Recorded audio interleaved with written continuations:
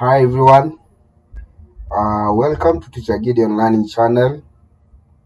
And if you have joined me for the first time, make sure you subscribe, you like, you comment, and share.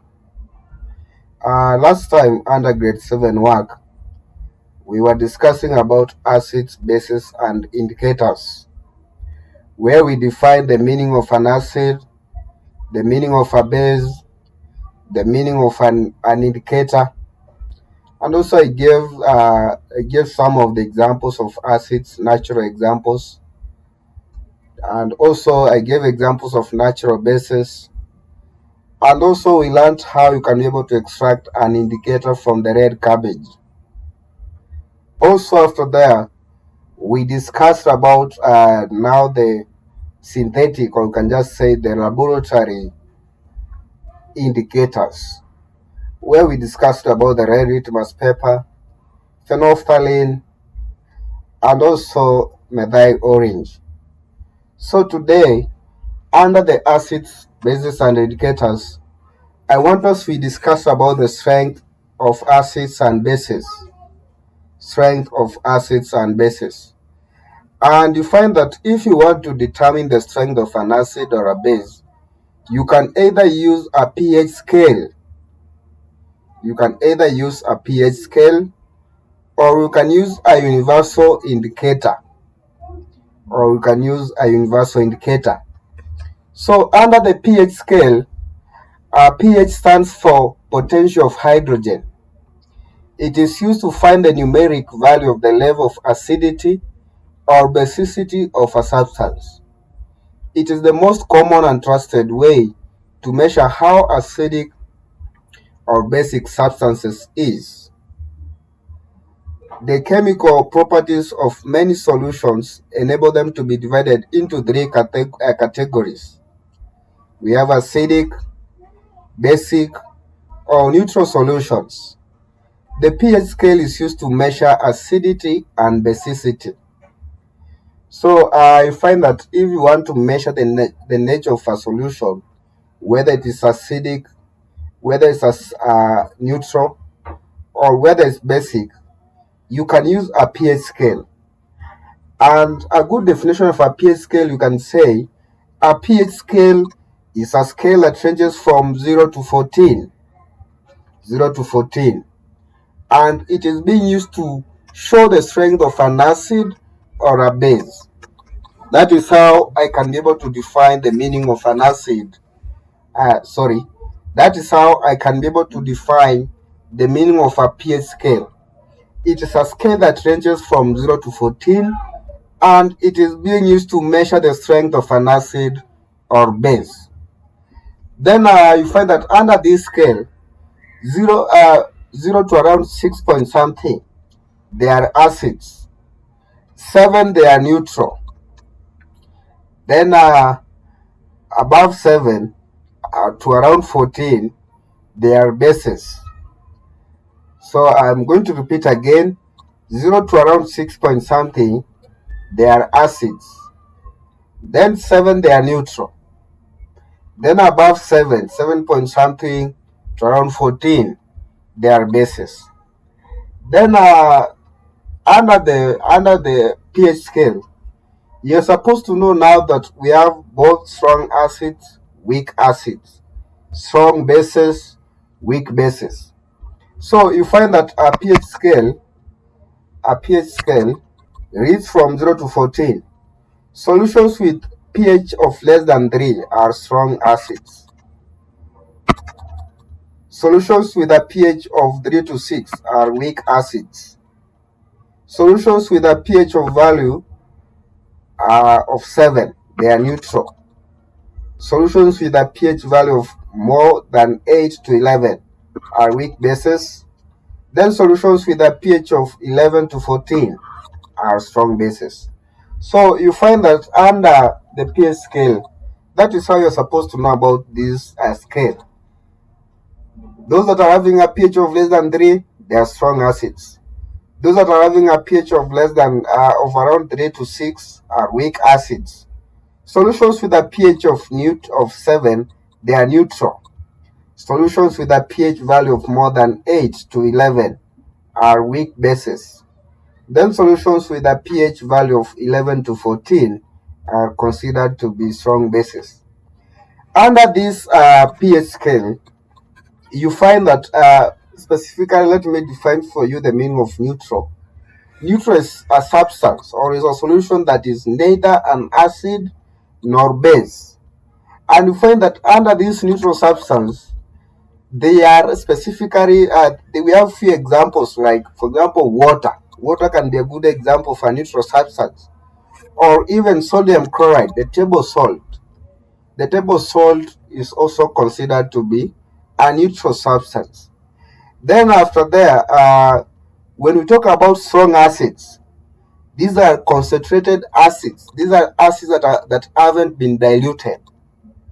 Then when we talk about weak acids, these are acids, for example, if you dilute a strong acid, it is going to become a weak acid.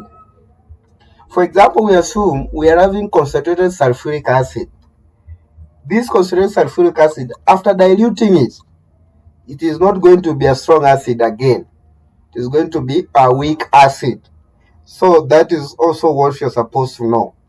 Then another thing, examples of strong acids. Examples of strong acids. Remember, strong acids, they have a range. Under the pH scale, they range from 0 to 3.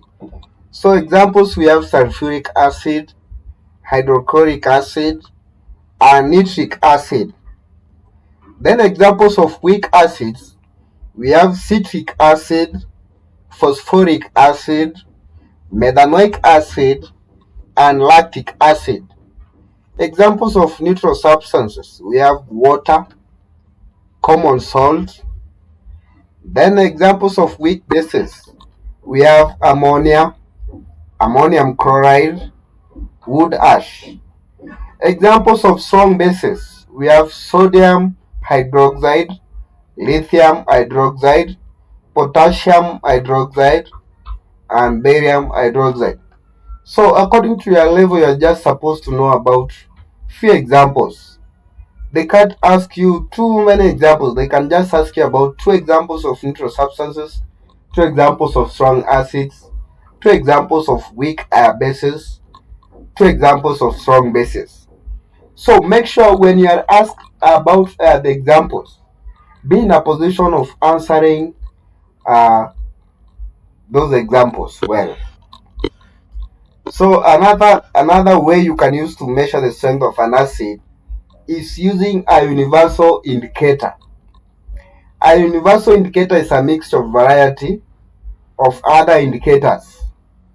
A universal indicator can measure the approximate pH of solution. If a universal indicator is added to a solution, it changes to a color showing the pH of the solution. So you find that under a universal indicator is being used to show the definite color in an acid and a definite color in a base. So if you are using this universal indicator and you come across a certain color, you are supposed to compare the color of that solution using this universal indicator.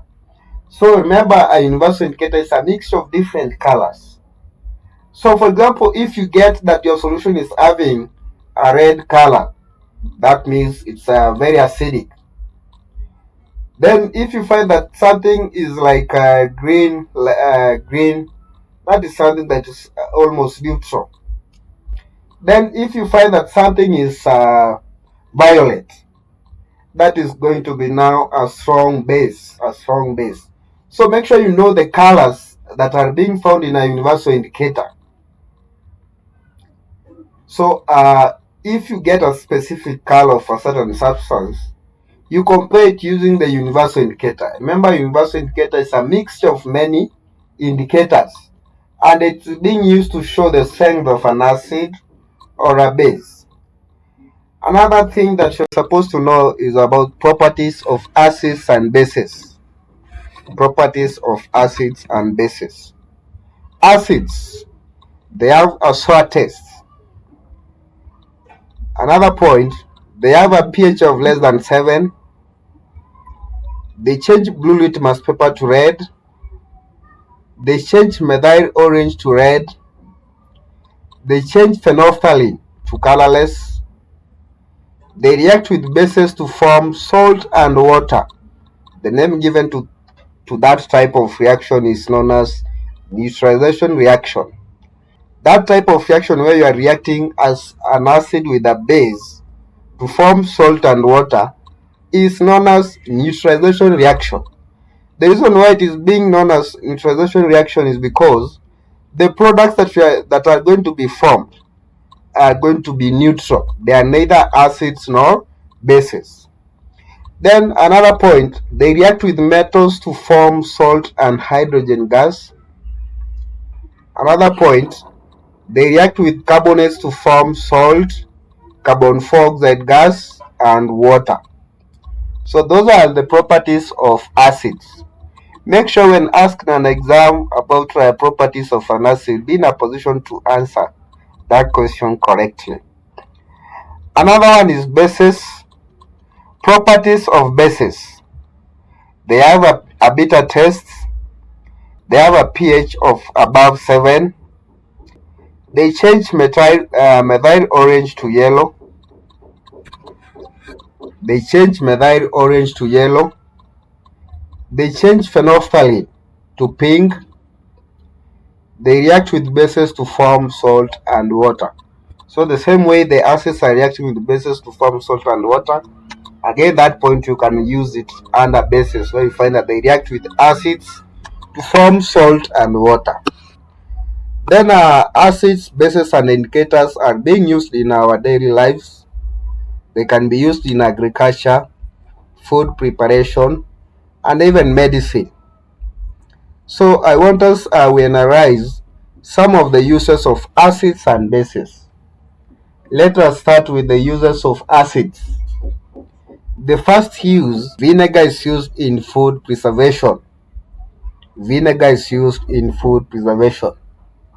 Citric acid is an important part of the lemon juice and orange juice. It can also be used in food preservation.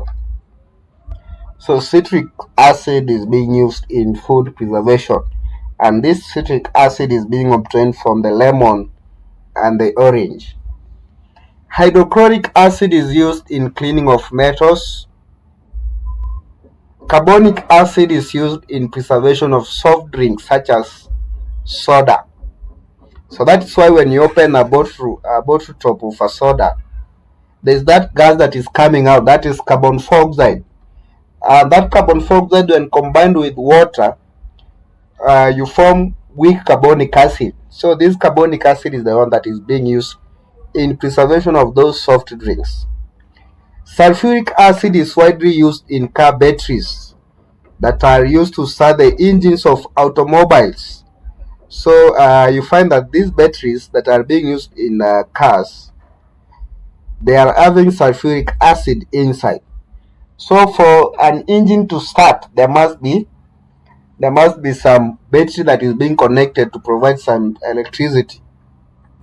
Then industrial production of dyes, paints, and fertilizers involve the use of sulfuric acid and nitric acid.